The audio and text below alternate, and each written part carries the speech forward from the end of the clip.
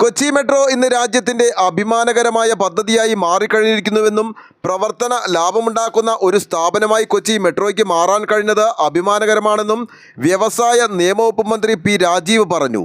Kochi metro electric bus service Kalamassery bus സ്റ്റാൻഡിൽ flag off ചെയ്തുകൊണ്ട് സംസാരിക്കുകയായിരുന്നു അദ്ദേഹം.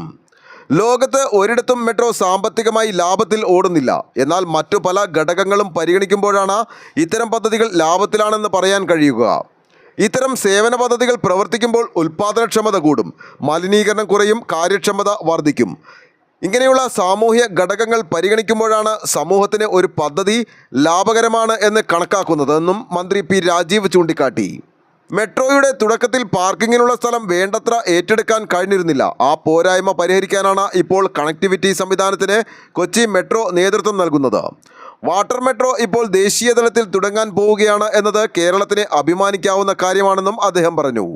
കളമശ്ശേരി മെഡിക്കൽ കോളേജിൽ പുതിയ ബ്ലോക്ക് ഉദ്ഘാടനം ചെയ്യാൻ പോവുകയാണ്. ജുഡീഷ്യൽ സിറ്റിയുടെ രൂപരേഖയ്ക്ക് തത്വത്തിൽ അംഗീകാരമായി. സീപോർട്ട് എയർപോർട്ട് റോഡ് ജില്ലയിലെ മുൻഗണനാ പദ്ധതിയായി മാറ്റി. 900 കോടിയുടെ ലോജിസ്റ്റിക് പാർക്ക് തയ്യാറായിക്കൊണ്ടിരിക്കുന്നു. ഈ പ്രദേശം വലിയ മാറ്റത്തിനാണ് സാക്ഷ്യം വഹിക്കുന്നത്. ഇലക്ട്രിക് ബസ്സുകളുടെ കണക്ടിവിറ്റി വരുന്നതോടെ ജനങ്ങൾക്ക് വളരെ സൗകര്യപ്രദമാകുമെന്ന് മാത്രമല്ല മെട്രോയ്ക്കും അത് ലാഭകരമാകുമെന്നും പി രാജീവ് പറഞ്ഞു. കൊച്ചി മെട്രോ നഗരവാസികൾക്ക് മാത്രമല്ല ഉൾപ്രദേശങ്ങളിലുള്ളവർക്ക് കൂടി പ്രയോജനപ്പെടണമെന്നും അതിന് ഇലക്ട്രിക് ബസ് സർവീസ് ഏറെ സഹായിക്കുമെന്നും ഹൈബി ഈഡൻ എം പി പറഞ്ഞു.